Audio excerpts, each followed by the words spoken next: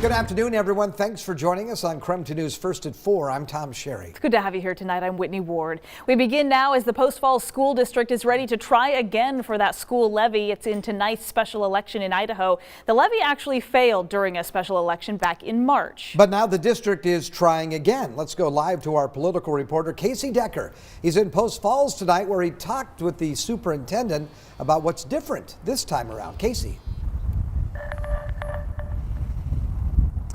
Well, Tom, Whitney, all around the inland Northwest, school levies performed worse than they typically do in the most recent special election, but they still all nearly passed, except for Post Falls. Post Falls, of course, failed, and I spoke with the superintendent today. She told me that the district believes that most people in the area do want the levy. There was just a turnout issue in March.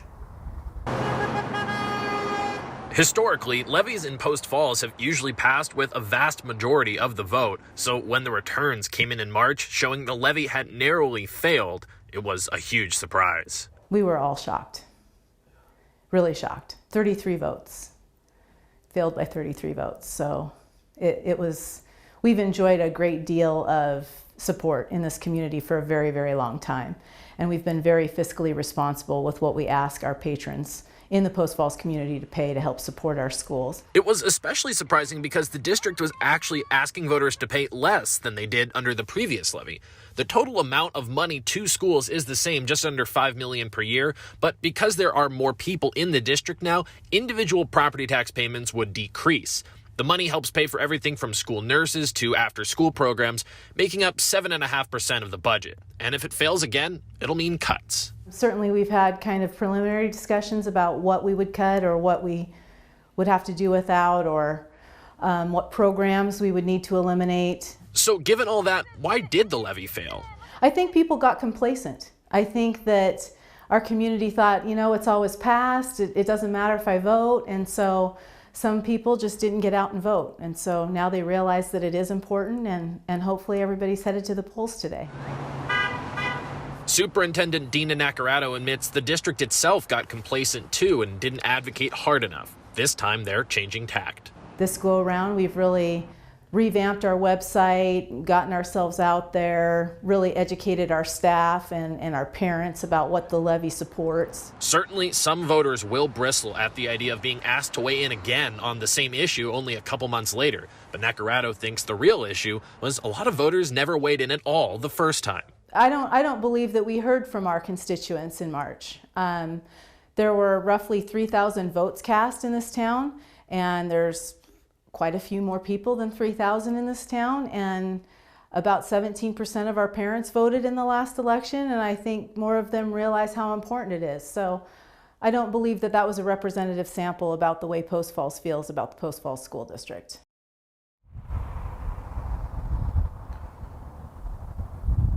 Well, polls here in Kootenai County are open until 8 p.m. tonight. And we'll have results shortly after that. Although if it's anything like the last election and it's that close, we may not know the final results for a little while longer. Reporting live in Post Falls tonight, Casey Decker, KREM 2 News. All right, Casey, thank you very much. Today, every county in Washington is moving into Phase 3, and that includes counties that were in Phase 2, like Ferry, Whitman, Pierce, and Cowlitz counties.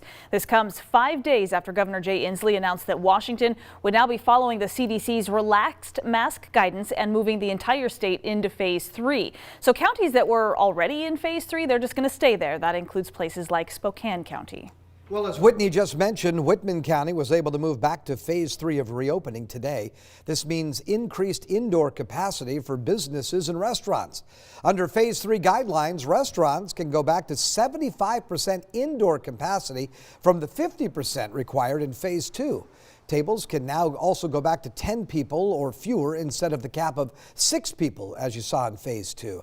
And as you may imagine, the move to Phase 3 is welcome news for many restaurants. It just feels good. It has been really nice, obviously, at any point having people inside the building and to safely do so. And so it's just an exciting next step for business recovery all across the state. Businesses in Pullman will remain in Phase 3 until the statewide reopening date of June 30th.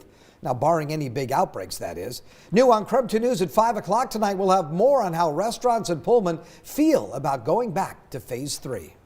And the move to phase 3 does include Ferry County, which, as you know, was rolled back to phase 2 last month after that super spreader event that infected more than 100 people with coronavirus.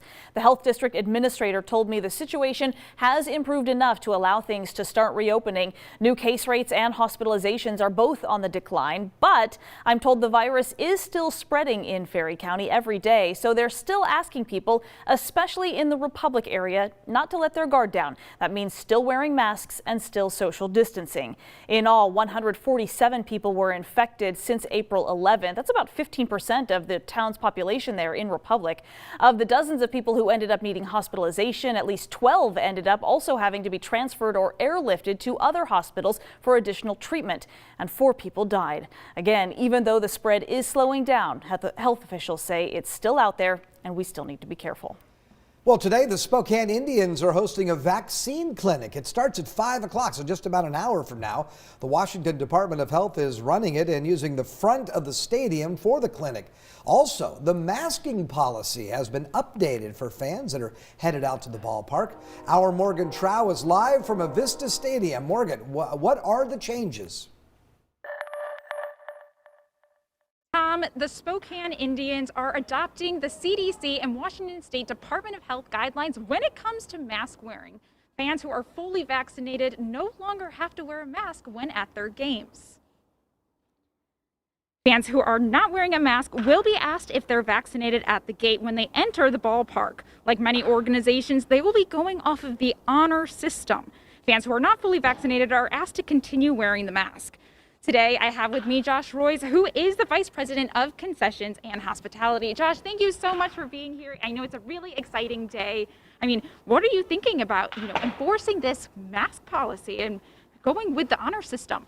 It's something that we've embraced. We think we have the best fans in the Northwest, and we think that they're going to embrace it really well and be honest when they come in the gates and do what they need to do to keep everybody safe and healthy.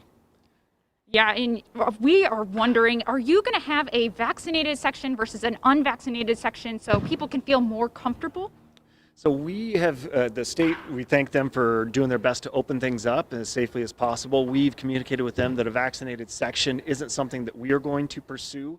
A lot of it having to do with the number of staff that it would take to maintain that. We just don't have the bodies currently, as well as we have a lot of our ticket packages that are with businesses and families, and they give those tickets out, and it's hard to know how many vaccinated seats we would need on any given night. Yeah, and I know that you have been part of the effort to help vaccinate, and there's actually a vaccination clinic tonight. So can you tell me a little bit about how that process has been going here? There is. I'm actually a board member of the Spokane Hospitality Coalition, and we've had a great time getting to open up different pop-up vaccination clinics, and there's one tonight from 5 to 7 out on the Hall of Fame Plaza. The J&J vaccine, the one-shot, get it done. So they'll have some extras here for anyone who wants to come out and get their vaccination. Thank you so much, Josh. I hope to see some fans out here, hope to see some vaccinations. Thank you so much for speaking with us. Reporting from the Avista Stadium, Morgan Trow, KREM 2 News. Oh, there you go. All right, Morgan, thanks very much. Good night to get out there. Windy. I know it was super windy earlier today. Is that going to die down here? It will die down tomorrow. We're still going to see the wind this evening, and we actually have a freeze warning to talk about in your forecast. Gosh, I'm so sorry about that. Wasn't it 80 yesterday? Yeah, we're close to it, yeah. That's a live look outside, but the northern valleys have got a freeze warning, so you may have to take cover there. And that does include the Spokane area, but I've got our overnight low, at least in downtown Spokane, dropping down to about 38. Chance of rain expected on Thursday and a chance of scattered weekend showers as well. So right now we're at 60 degrees. Wind is out of the southwest at 24 miles per hour. So yeah, it's still blowing out there. Everywhere shaded in blue. That's the freeze warning until 8 o'clock tomorrow morning. And I know it does include Spokane, so we're going to get close to it. Again, I think our overnight lows will be in the upper 30s, but certainly those northern valleys, better chance of it freezing there in the between 1 a.m. and 8 a.m. And you see a few of those rain showers up in areas of northeastern Washington and northern Idaho. Peak wind gusts today, 38 miles per hour out at the airport, 39 in Moses Lake. We'll look for an overnight low of 38, 61 the expected high tomorrow. And for the weekend, once again, we'll look for temperatures to climb back into the low 70s. Slight chance of rain.